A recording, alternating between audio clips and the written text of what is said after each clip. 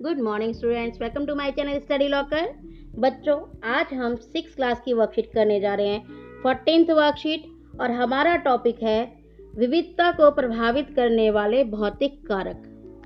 बच्चों, विविधता का मतलब होता है अलग अलग तरीके का होना।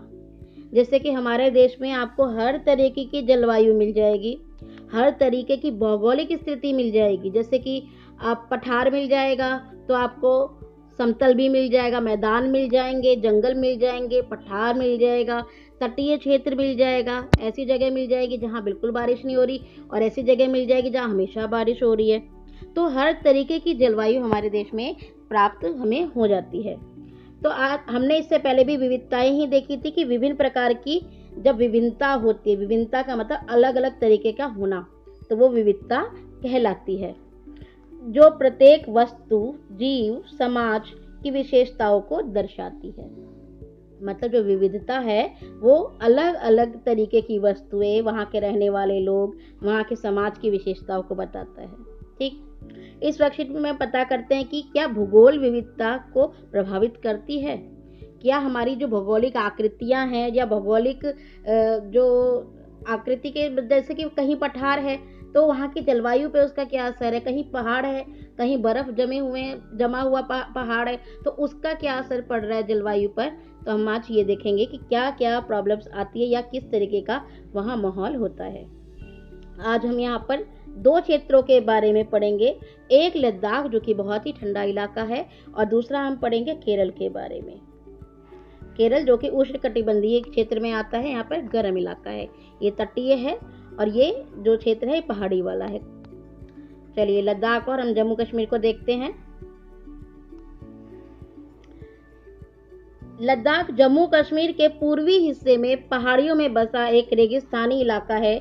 यहाँ बहुत ही कम खेती संभव है। यहाँ काम लिखा है कम होगा, यहाँ पे खेती नहीं हो पाती क्योंकि ये पहाड़ी इलाका है, क्योंकि यहाँ पर बारिश बिल्कुल भी नहीं होती, यहाँ पर बर्फ ही बर्फ जमी रहती है। यह इलाका वर्ष के काफी लंबे समय तक बर्फ से ढका रहता है। तो भाई जब यहाँ बारिश नहीं हो रही है क्योंकि बर्फ है यहाँ पर, और यहाँ पर ये रेगिस्तानी इलाका है, ये ऐसा रेगिस्तान है यानी कि ठंडा वाला रेगिस्तान, ये वाला मरुस्थल नहीं है जैसे थार मरुस्थल गर्मी वाला, ये बर्फ से ढका हुआ है, और यहाँ पर लंबे समय तक बर्फ रहती है।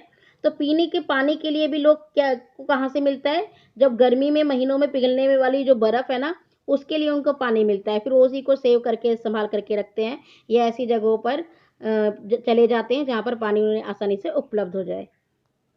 लोग यहाँ पर खेती तो कर ही नहीं सकते, हमने ऊपर देखा कि यहाँ पर खेती संभव बहुत ही कम है। जब खेती संभव नहीं है तो फिर वहाँ पर वो लोग क्या करेंगे, वो लोग पशुपालन करेंगे। पशुपालन करने में क्या कर रहे हैं, वो भेड़, बकरी, याक, ये सब चीजें जो है, ये सब लोगों जो जानवरों को पाल रहे हैं।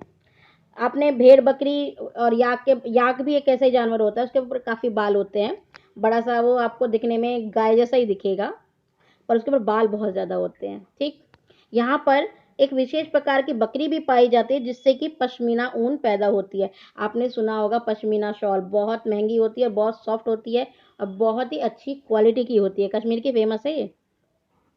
यहाँ के लोग, अब ऑब्वियसली बात है, जब यहाँ पर पशुपालन हो रहा है, जो भेड़ है उनके बालों का ऊन बनाया जा रहा है, बकरी से जो है पश्मीना ऊन बनाया जा रहा है, तो यहाँ के लोग क्या चीज इस्तेमाल करेंगे, पहनने के लिए क्या इस्तेमाल करेंगे, ऊन का इस्तेमाल करेंगे, क्योंकि ये इलाका बर्फ से ढका हुआ है तो ठंडा तो होगा ही। तो ये लोग बर्फ से ढके इलाके में रहने के कारण, ठंडे में रहने के कारण ऊनी कपड़े पहनते हैं। और जो जानवर वो पाल रहे हैं, जैसे कि भेड़, बकरी, याक, इससे इन्हें क्या मिलता है, दूध से बने पदार्थ मिलते हैं, मक्खन चीज उससे बना लेते हैं, मांस उसी से मिलता है, मतलब कि भोजन के रूप में ये इन्हीं जानवरों को इस्तेमाल करते हैं, भोजन, या फिर उन्हें उनसे ऊन प्राप्त होता है। बड़ी सावधानी से इस ऊन को इकट्ठा करके कश्मीर के व्यापारियों को बेच देते हैं, लोग ऊनी कपड़े पहनते हैं। ये आपको लद्दाख के बारे में बताया गया कि यहाँ का इलाका पहाड़ी इलाका है, बर्फ से ढका रहता है, बारिश कम होती है, खेती बहुत ही कम है, इसीलिए यहाँ के लोग पशुपालन करते हैं। जो ये जानवर पालते हैं उसी से प्राप्त होने वाले ऊन से ये लोग कपड़े पहनते हैं, ऊनी कपड़े, क्योंकि ठंड का इलाका है, और भोजन भी उन्हीं से ग्रहण करते हैं, चाहे उन्हें दूध मिल रहा हो, चाहे वो मांस के रूप में उसे ग्रहण करे।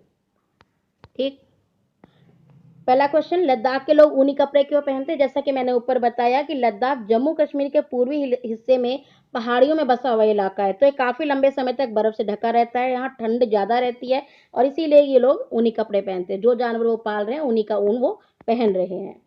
लद्दाख के लोगों का मुख्य भोजन दूध से बने मांस और पदार्थ और मांस क्यों है? क्योंकि यहाँ पे खेती करना संभव नहीं है, बहुत ही कम पैमाने पे खेती होती है, इसीलिए भेड़, बकरी, याक यहाँ पर पाले जाते हैं। इसीलिए यहाँ के लोग उनसे प्राप्त होने वाले ऊन, दूध, मक्खन और मांस का उपयोग भोजन के रूप में करते हैं। चलिए केरल के बारे में पढ़ते हैं। केरल में आप देख सकते हो कितने सुंदर सी जो है धोती पहनी हुई है। यहाँ पर आपने साउथ इंडिया मूवी देखी होगी तो उसमें मोस्टली लोग धोती पहनते हैं। क्यों पहनते हैं? क्योंकि वो जो इलाका है ना, वो उष्णकटिबंधीय इलाका है। अभी उष्णकटिबंधीय इलाका क्या होता है, आपने देखा होगा जब हम पृथ्वी को इस तरीके से दर्शाते हैं, ये हमारा हो गया भूमध्य रेखा, ठीक है। इससे नीचे 23.5 डिग्री पर क्या होता है? मकर, ठीक है ना। ये हमारी हो गई मकर रेखा और 23.5 डिग्री उत्तर, ये हमारा क्या हो गया? कर्क, ठीक है। तो जो ये इलाका है ना, ये वाला इलाका है ना, ये पूरा, ये आपका उष्णकटिबंधीय इलाका होता है और यहाँ पर सबसे ज़्यादा गर्मी होती है। तो हमारा जो केरल है ना, वो इन्हीं क्षेत्र के अंतर्गत पड़ता है जहाँ गर्मी ज़्यादा होती है, ठीक। केरल भारत के दक्षिण पश्चिमी कोने में बसा हुआ है। अगर आपने देखा हो भारत, तो यहाँ पर हमारा केरल बसा हुआ है, एकदम किनारे में। यह एक तरफ से समुद्र से घिरा है और दूसरी तरफ पहाड़ियों से। यहाँ मौसमी भारी वर्षा होती है, यहाँ पे वर्षा ज़्यादा होती है क्योंकि तटीय इलाका है। और यहाँ पे उगाया क्या जाता है? पहाड़ियों पर क्या क्या उगाया जा रहा है? काली मिर्च, लौंग, इलायची, ये सारी चीज़ें उगाई जा रही है। और यहाँ पर अगर हम देखें तो मसालों के कारण ही ये व्यापारियों के लिए बहुत ही आकर्षण का केंद्र रहा है हमेशा। केरल की भूमि जो है वो उपजाऊ है। यहाँ की जलवायु जो है चावल के लिए बहुत ही उपयुक्त है। तो जो चीज़ें जलवायु जो अलाउ करती है ना, हम वही उगा पाते हैं। तो यहाँ पर जलवायु कहती है भैया तुम्हारी जलवायु के अकॉर्डिंग तुम चावल उगाओ, तो चावल उग रहा है वहाँ। तो अब जो चीज़ उगेगा वही तो हम खाएंगे, ठीक है ना। तो हम यहाँ क्या देख रहे हैं? यहाँ गरम मसाले, काली मिर्च, लौंग, इलायची आदि है और चावल भी यहाँ पर ज़्यादा है। और यहाँ पे लोग खा क्या रहे हैं? यहाँ के लोग मछली, सब्जी और चावल खा रहे हैं। क्यों खा रहे हैं चावल? चावल क्योंकि यहाँ की जलवायु चावल के लिए उपयुक्त है।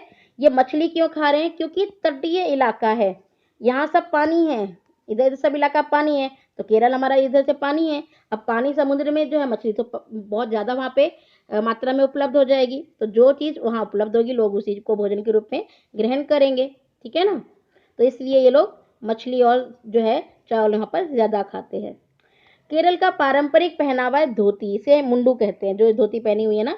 और ये सामान्य रूप से सूती कपड़े से बनाई जाती है। सूती कपड़े से इसलिए बनाई जाती है क्योंकि यहाँ पर मैंने आपको बताया था कि यहाँ पे गर्म मौसम है, क्योंकि ये उष्णकटिबंधीय इलाका है, इसीलिए ये गर्म मौसम होने के कारण यहाँ पर हम देखते हैं कि सूती जो है कपड़ा इस्तेमाल ज़्यादा किया जाता है, ठीक। चलिए इसके क्वेश्चन, केरल के बारे में क्वेश्चन हैं। केरल के लोग पारंपरिक रूप से धोती क्यों पहनते हैं? केरल की जलवायु उष्णकटिबंधीय है। भूमध्य रेखा से केवल 8 डिग्री की दूरी पर स्थित होने के कारण केरल में गर्म मौसम है, इसीलिए मुंडू नामक सूती कपड़े से बनी धोती पहनते हैं। सूती कपड़ा जो है वो गर्मी में सॉफ्ट, मतलब आपको रिलैक्स देता है, रिलैक्सेशन आपको काफ़ी मिलता है उसमें। आप एक नॉर्मल कपड़ा पहनो सिंथेटिक और एक सूती कपड़ा पहनो तो आपको उसमें ज़्यादा कंफर्टेबल फील होगा। क्वेश्चन नंबर 2 है, केरल के लोग भारत में चावल, मछली और सब्जियां क्यों खाते हैं? जैसे मैंने पहले बताया कि यहाँ की जलवायु जो है चावल के लिए उपयुक्त है। यहाँ पर काली मिर्च, लौंग, इलायची उगाए जाते हैं। यह तटीय क्षेत्र है। तटीय क्षेत्र का मतलब है कि यहाँ पर सारा पानी है, तो पानी है तो मछली यहाँ पर भरपूर मात्रा में उपलब्ध है, इसीलिए केरल के लोग भोजन में चावल, मछली और सब्जियां खाते हैं। आई होप आज आप लद्दाख और केरल को और अच्छे से जान पाए होंगे। आपको अगर मेरी वीडियो पसंद आई है तो प्लीज़ लाइक कीजिए, मेरे चैनल को सब्सक्राइब कीजिए। अपना ख्याल रखिए। धन्यवाद।